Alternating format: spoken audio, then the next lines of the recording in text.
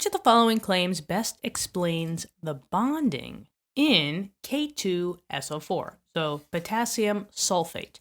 And then we have basically like a multiple choice. Would the compound consist solely of nonpolar covalent bonds?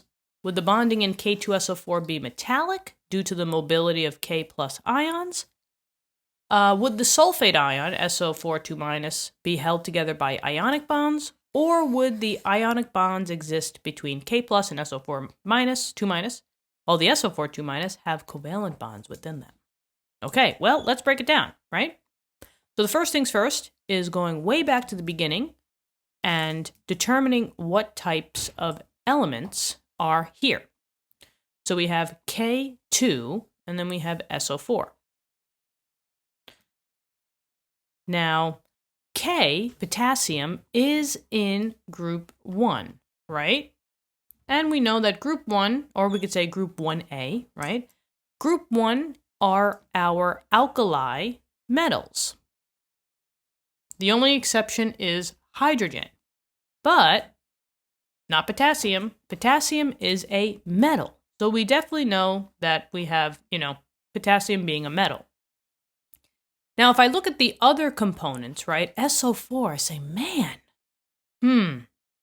SO₄ seems oddly familiar, especially all the way back in the day when we learned to make compounds. SO₄ is a polyatomic ion.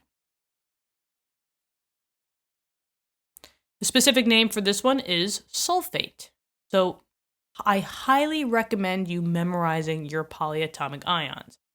Now, in maybe, your tests and quizzes, they might give you a little bit of a hint here that sometimes they might even give you some of the correct charges for your polyatomics. But I would always just memorize them just to be safe. But I have sulfate, which consists of sulfur and oxygen. But for right now, I'm just going to put that I have a polyatomic ion. And when you have a metal with a polyatomic, when you created this compound, right, technically we took our direct charges and we crisscrossed them. Remember that potassium is in group 1, right? So the potassium has a positive 1 charge. This is a direct charge. It's a full positive charge. And the sulfate, going by either memorization or backtracking, sulfate is always a 2- charge or a -2 charge, right? That's from memorizing your polyatomic. Sulfate is always a -2. Second thing is they kind of gave you, the charge of sulfate. That's always going to stay the same. But also, you could always use the subscript to crisscross it back up. This 2 technically did belong to the sulfate, and that's why there's the 2 here. So that's where that 2 goes. Maybe we'll do that in orange just to kind of color code everything. Okay. So I have direct charges. I have a direct +1 and a direct -2. Direct charges are always ionic compounds. And also we knew that this was ionic because the general trend of a metal plus a polyatomic is an ionic compound. So ionic bond or forming an ionic compound. Okay, so let's see, maybe we could cast some stuff off. For letter A, it says this compound consists solely, that means only, on nonpolar covalent bonds? Absolutely not. We definitely know that we have ionic in there because of the metal. The bonding of K₂SO₄ is metallic due to the mobility of K plus ions. Now, metallic and ionic are not the same thing. Don't get it twisted. Don't get it twisted when they say metallic and you see the word metal in there. If something is metallic, it is only a metal.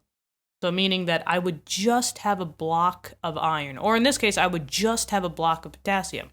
I wouldn't have the non-metal polyatomic. So this one's out. This one is saying specifically the SO₄² is held together by ionic bonds. Can't really address that right now. We talked about that the overall between the positive potassium and the negative sulfate is ionic. But this one says ionic bonds exist between the positive potassium and the negative 2 sulfate. But now, this is the difference. It seems like D is saying that the sulfate has covalent bonds, but then C says that the sulfate has ionic. Well, let's see. Which one is it? So here's our sulfate, right? And now let's start breaking that one down. We have sulfur. Almost was like, what? We have sulfur and we have oxygen. It does not matter how many we have, right? But we definitely know that there's going to be some type of bond between the sulfur and the oxygen. Once again, let's go back and say what type of atoms are these? Sulfur and oxygen are both kind of grouped on the right side of the periodic table, making them nonmetals. So we have now 2 nonmetals. Oh boy, hold on. Please hold. Okay. That was my waiting music. I wish the waiting music was that short, right? When they're like, you're on a 5-minute hold. Dee-doo-doo. Hi, can I help you? That's how I wish every one of them would go. But sadly it doesn't. Okay, so we got 2 nonmetals. What type of bond is that? Well, it definitely ain't ionic, right? Because ionic, chances are you're going to have the metal in front.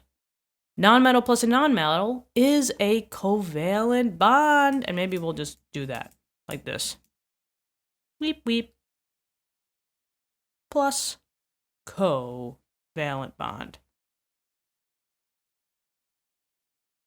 So now we have answered the question. The nonmetals in the polyatomic ion are held together by ionic? No. Unfortunately, they're all metals. They're all nonmetals. So it would be covalent within the polyatomic. And just know that, for majority of the polyatomic, since chances are they're going to be all nonmetals, they're all covalently bond within polyatomic ions. And that's it. What'd you think? Hope this helped. Thanks for coming here. Thanks for hanging out and learning, right? Killing 2 birds with 1 stone. Check out our website, glazersguide.com. The link is in the description if you guys aren't on the website. Yeah, we got questions like this with video solutions. We have deep dive topic videos where you could get your favorite drink, favorite snack, come hang out, come learn. Yeah, I think it's fun. So go and head on over. We will be with you every step of the way. So I hope you have a great day, and I'll talk to you soon, okay? I'm rhyming a lot, but that's okay. Oh yeah. I'll talk to you soon. Bye-bye. For more practice and for more fun, go to glazersguide.com. And for more practice and for more fun, come on, go to glazersguide.com.